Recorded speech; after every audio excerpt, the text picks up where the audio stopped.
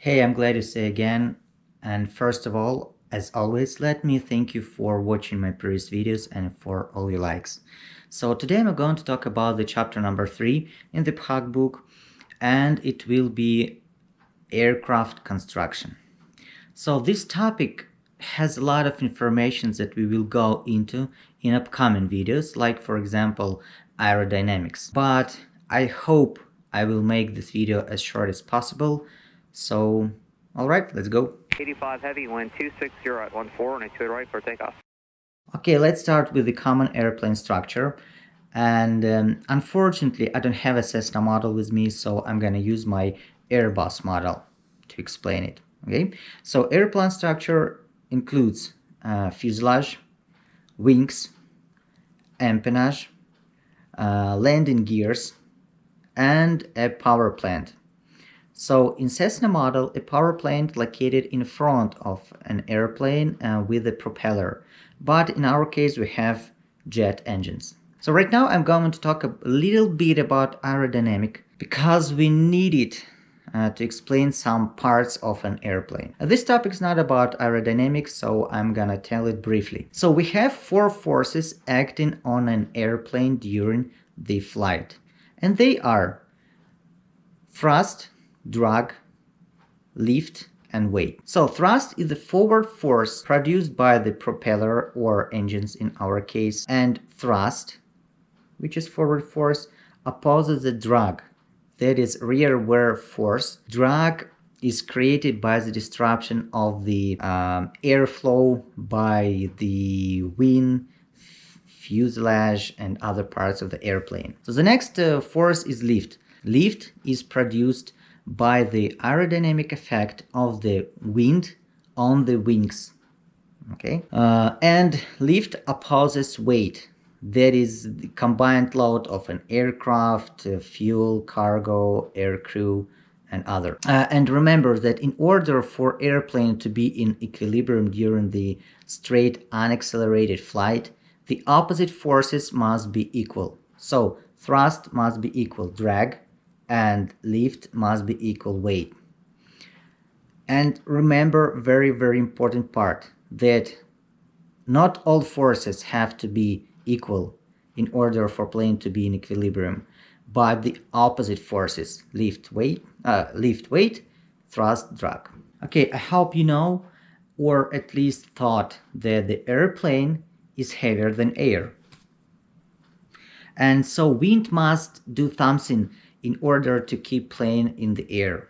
So we will talk about it in upcoming videos, but what I wanted to say is that wind has this type of structure.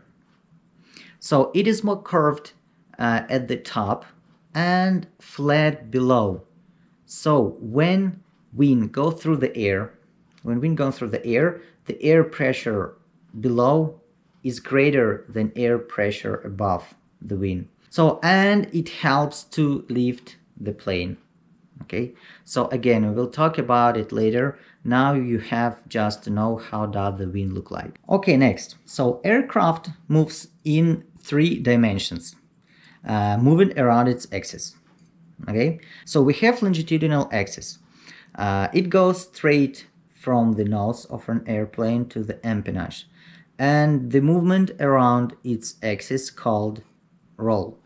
So this is the roll. The next one is lateral axis. Lateral axis is the axis which goes through the left wing to the right wing.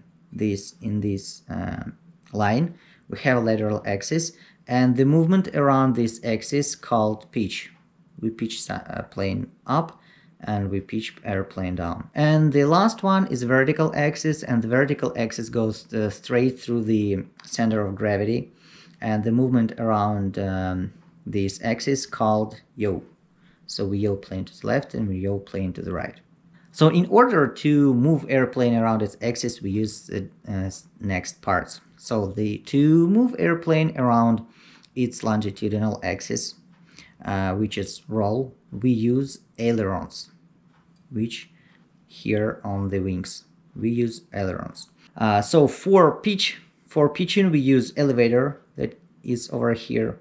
So we pitch an airplane up and down. And for yaw we use rudder.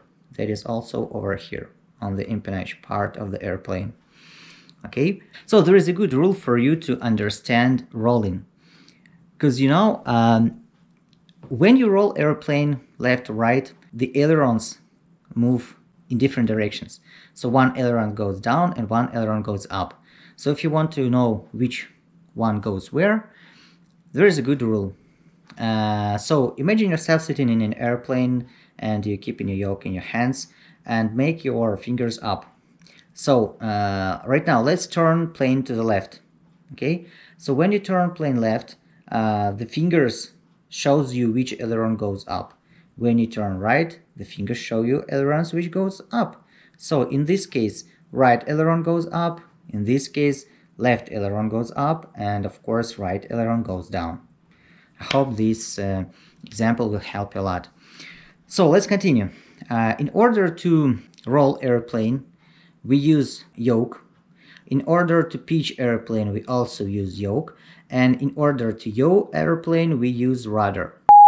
So now I'm going to show you all that I just told you based on the X-Plane app on my iPhone. Okay, let's go. So here is our Cessna 172 and we are inside it. I hope you know that this thing over here called yoke, and it controls elevator and ailerons. So you can turn it right or you can turn it left, you can push it forward or you can pull it.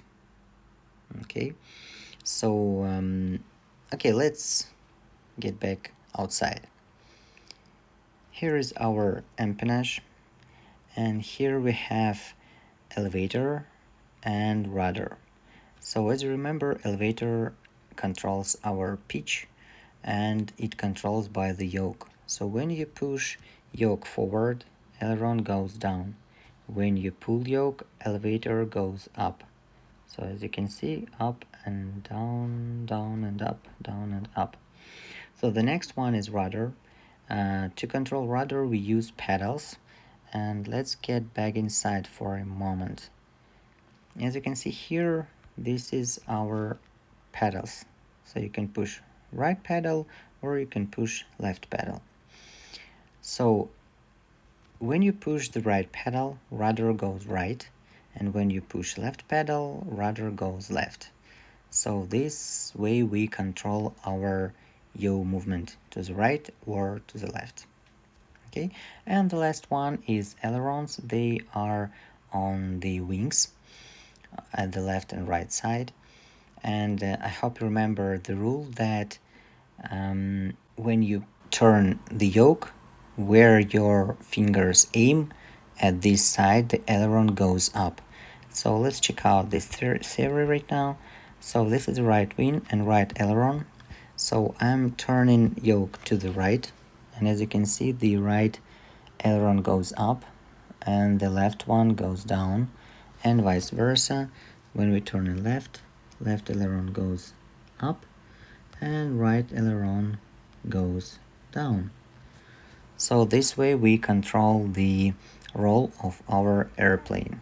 So I hope it was very useful. And I almost forgot to mention flaps that are also located on the wing, and they move simultaneously downward in order to increase the lifting force of the wing on takeoffs or landings.